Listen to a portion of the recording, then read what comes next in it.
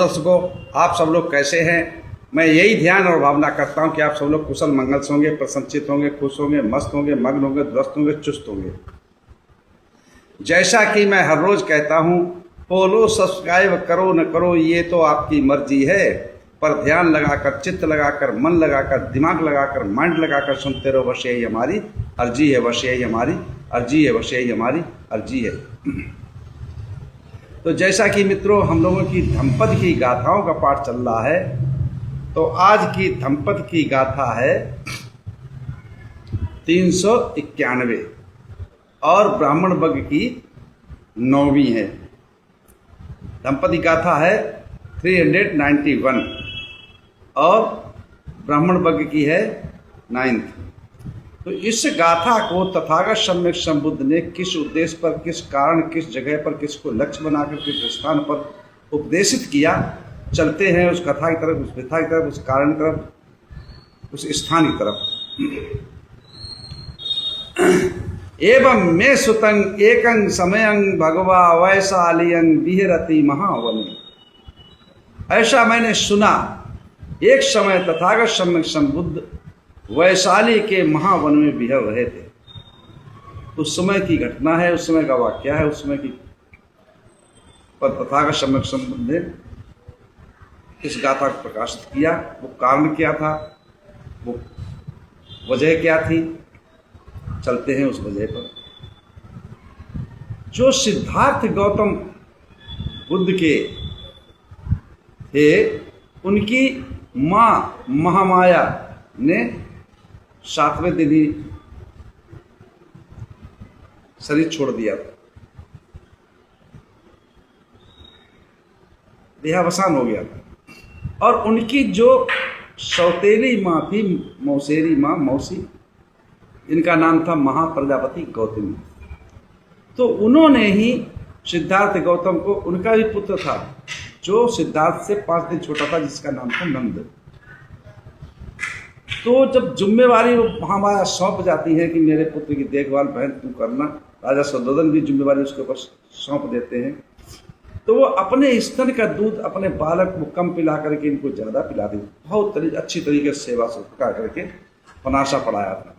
ये उनका उपकार था। और जब गृह त्याग कर दिया था, तो उस दिन से लेकर के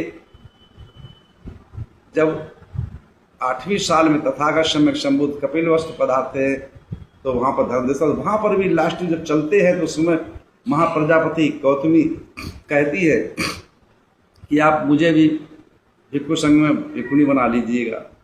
तो तथागत सम्यक संबुद्ध मने कर देते, इनकार कर देते।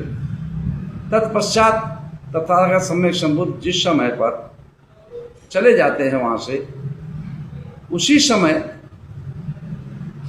जो 250 राजकुमार शाक्य वंश के और 250 कोलीय वंश के, ये राजकुमार प्रवचित होने के लिए भगवान बुद्ध के पास गए, ये प्रवचित हो चुके थे।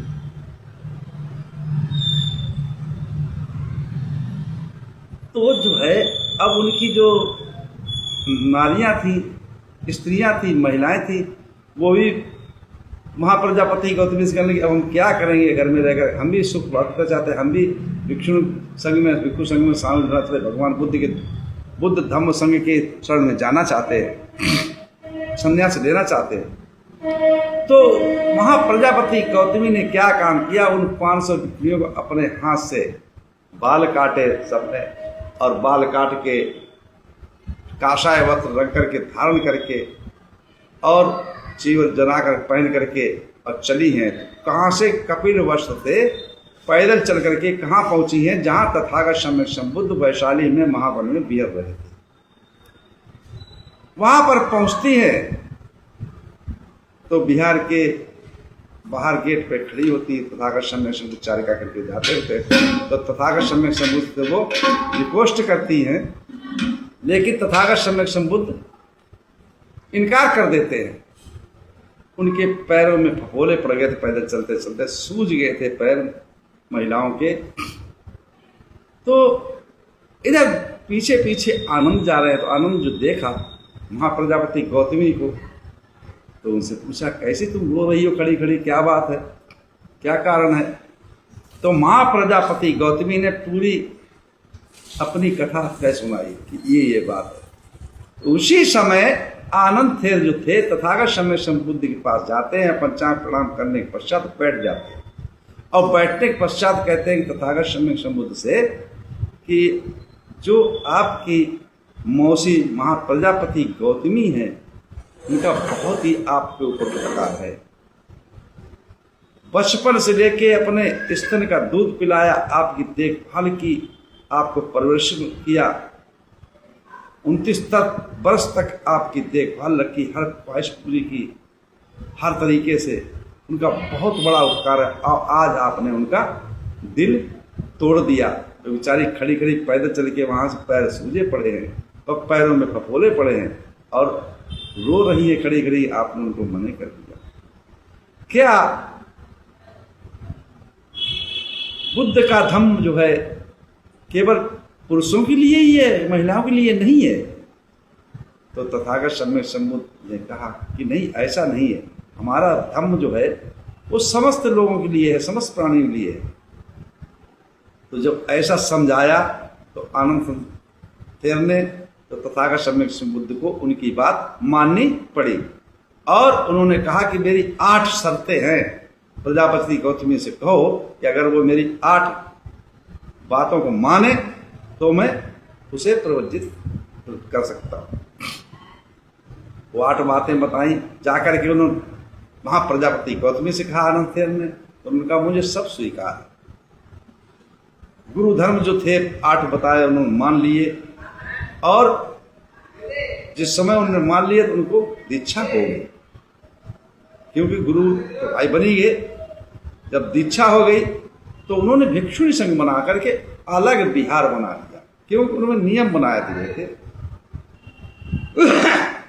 जो 8 धर्म बताए थे गुरु धर्म कि भिक्षुओं का हमेशा सम्मान करना, चाहे कभी चीवर क्यों न लिया हो, भिक्षुओं के साथ एक साथ नहीं रहना, ऐसी 8 बातें थी।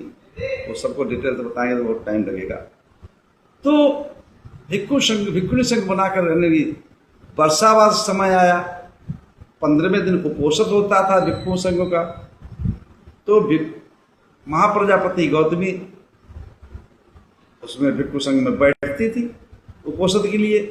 तो भिक्षु संघ उनसे कतराता था कि भाई इनकी ना तो प्रवज्ञा हुई ना उपसंपदा हुई, इनका आचार्य कौन, इनका उपाध्याय कौन, कुछ पता ही नहीं, और ये उपोषण में कैसे इनको बैठाया जाए। ये बात तथागत सम्यक संबुद्ध के पास उन भिक्षुओं ने रखी। तो तथागत सम्यक संबुद्ध ने कहा कि भिक्षुओं, वो अपने मन से संयम है, वाणी से संयम है और शरीर से, काया से संयम है। जो मैंने 8 गुरु धर्म बताए थे उसको उसने पालन किया, तो उसके मतलब गुरु कौन हुआ?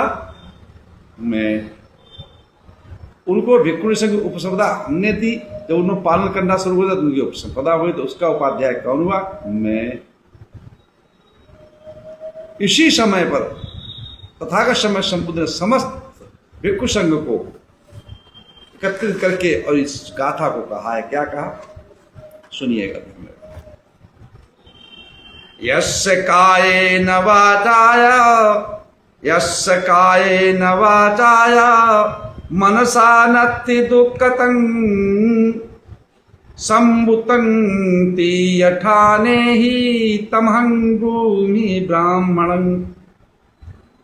जिसने मन को जीत लिया, मन पर कंट्रोल कर लिया, अपनी वाणी पर कंट्रोल कर लिया, अपनी वाणी को संयम कर लिया, मन को संयम कर लिया और दुष्कर्मों से, जो शरीर से दुष्कर्म होते हैं, काया से दुष्कर्म होते हैं, तो उनको रोक लिया।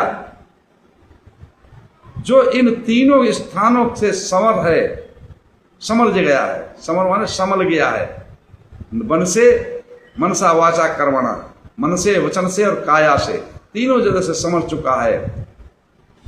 कोई दुष्कर्म, कोई पाप कर्म, कोई दुश्शील होकर नहीं जीता, कहीं से भी विचार भी उत्पन्न नहीं करता, उसको मैं ब्राह्मण कहता हूं, उसको मैं ब्राह्मण कहता हूँ, उसको मैं ब्राह्मण कहता हूँ।